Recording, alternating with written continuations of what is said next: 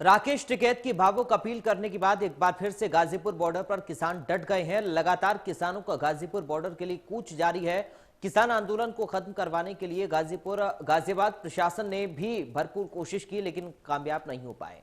ऐसे में अब किसान एक बार फिर से मुखर हो गए हैं। गाजीपुर बॉर्डर पर अब ताजा हालत क्या है और किसानों का क्या कहना है, इसका जायजा लिया मेरी सहयोगी शुभ्रा सुमन ने। गाजीपुर बॉर्डर का ये वो मंच है मेरे पीछे, जो अब ऐसा लग रहा है कि इस पूरे किसान आंदोलन का केंद्र बनता जा रहा है। सिंघू बॉर्डर पर स्थिति जो रही, टीकरी बॉर्डर पर जो स्थिति रही, हमने आपको पिछले 2 महीने से दिखाया, लेकिन ये मंच अब ऐसा लग रहा है कि आगे जो तमाम फैसले होंगे उसमें बहुत ज्यादा महत्व रखने वाला है। एक बार अगर ये पूरी तस्वीर आप देखें, गाजीपुर बॉर्डर की ये तस्वीर है और जिस तरह से लगातार किसानों की संख्या यहां पर बढ़ रही है। सरकार के लिए चुनौती, प्रशासन के लिए चुनौती बढ़ सकती है। कल रात की स्थिति बिल्कुल अलग थी और आज एकदम अलग सुबह हुई है।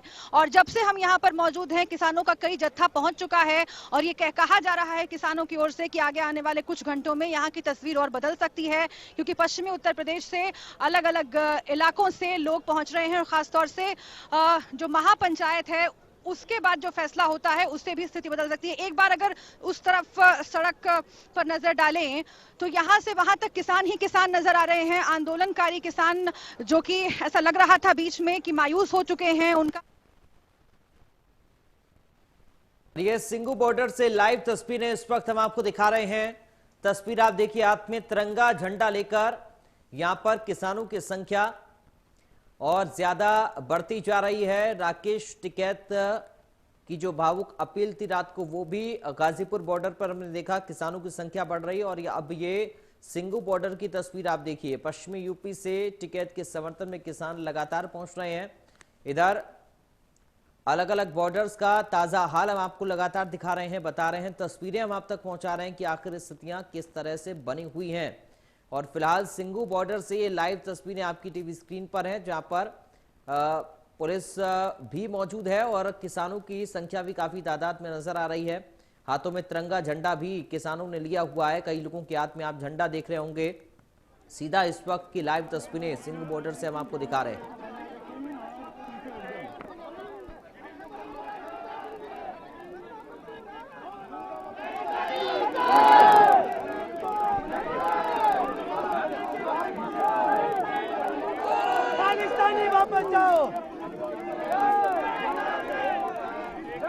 तो कुछ बातचीत हो रही है पुलिस और इन लोगों के बीच में। पुलिस समझाने का प्रयास जाहिर तौर पर कर रही है, लेकिन नारेबाजी यहां पर चल रही है।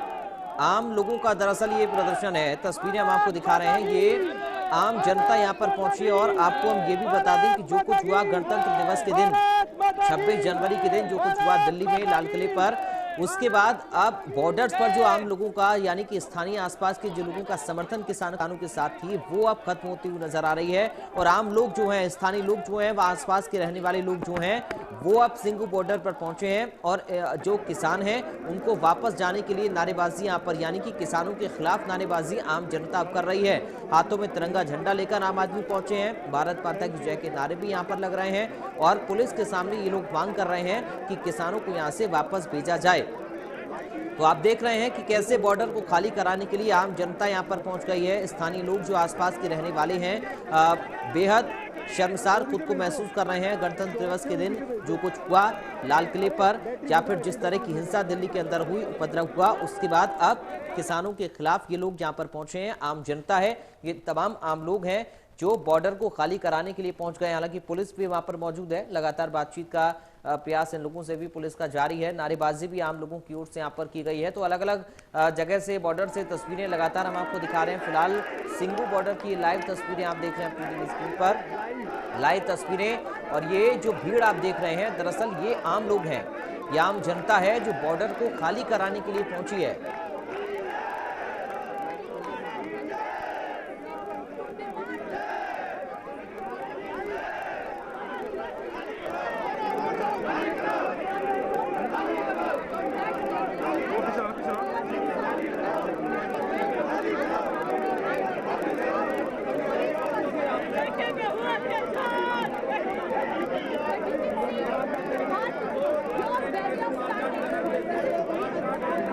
तो तो काफी ज्यादा हलचल इस वक्त सिंघू बॉर्डर पर नजर आ रही है। एक तरफ किसानों का प्रदर्शन आंदोलन वहां पर लगातार चल रहा है और दूसरी तरफ अब आम लोग पहुंच गए हैं। गुस्सा किसानों के खिलाफ लोग यहां पर जाहिर करते हुए नजर आ रहे हैं और बॉर्डर को खाली कराने की मांग इन लोगों की ओर से की जा रही है। नारेबाजी यहां पर हो रही है, आम जनता प्रदर्शन कर रही है। सिंघू बॉर्डर पर अब शोर बढ़ता हुआ नजर आ रहा है। हाईवे खाली करो के नारे यहां पर लगातार लगाए जा रहे हैं लोगों की ओर से। धरने पर जो किसान बैठे हैं उनके खिलाफ इन लोगों का ये प्रदर्शन है। आसपास के गांव के जो लोग रहने वाले हैं वो अब बॉर्डर पर पहुंचे हैं और खाली कराने की बॉर्डर को मांग लगातार इन लोगों की ओर से की जा रही है। नारेबाजी भी यहां पर हो रही है। सिंघू बॉर्डर से लाइव तस्वीरें हैं जहां पर बॉर्डर को खाली करो के नारे लग रही हैं। तो स्थानीय लोग यहां पर पहुंच गए हैं और बॉर्डर को खाली करने की मांग लगातार इन लोगों की ओर से की जा रही है। नारेबाजी भी ये लोग कर रहे हैं। पुलिस फोर्स भी वहां पर पहुंच गई है। तिरंगा झंडा इन लोगों के हाथ में, तस्वीरें आप देख रहे हैं। बड़ी तादाद में ये लोग पहुंचे हैं सिंघू बॉर्डर पर और सिंघू बॉर्डर खाली करो के नारे यहां पर लगते हुए नजर आ रहे हैं। आप सुन सकते हैं नारेबाजी लगातार इन लोगों की ओर से हो रही है।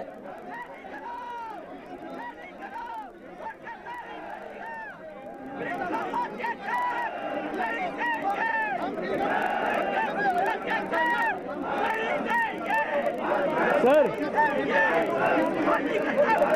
तो हिंदुस्तान का अपमान नहीं सहेंगे, यहाँ पर नारे लगाए जा रहे हैं क्योंकि गणतंत्र दिवस के दिन जिस तरह से उपद्रव हुआ, जाहिर तौर पर यह सवाल सबके जहन में है कि जब शांतिपूर्वक प्रदर्शन चल रहा था तो फिर इस तरह की हिंसा क्यों हुई, उपद्रव क्यों हुआ, क्यों इस तरह की नौबत आई। तो अब स्थानीय लोगों का प्रदर्शन बॉर्डर पर, सिंघू बॉर्डर पर देखा जा रहा है और वो लोग बॉर्डर को खाली करने की मांग कर रहे हैं। नारेबाजी यहां पर हो रही है, आप सुनिए एक बार फिर से।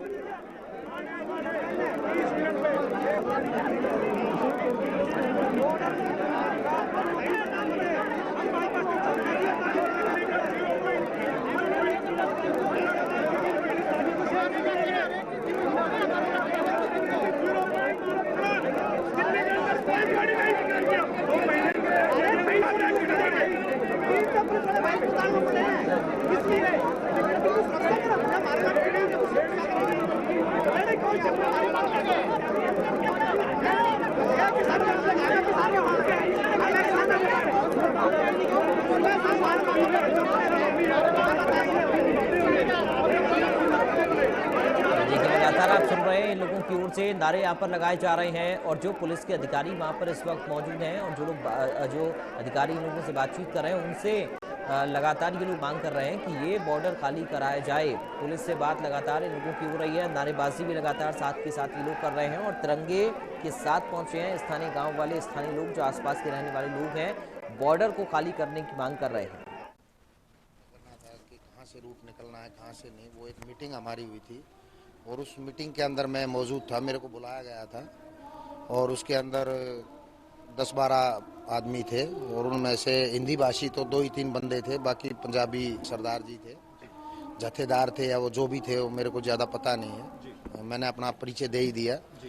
तो वहाँ उस पर विचार विमर्श हुआ था और वहाँ एक बार एक बंदे ने बोला था कि जी हमारे को पीरागढ़ी तक जाने देना चाहिए, लेकिन उन्होंने साफ मना कर दिया था कि जी हमारे पास भी ये अथॉरिटी नहीं है कि आपको लांगलोई से आगे जाने का रास्ता हम दें।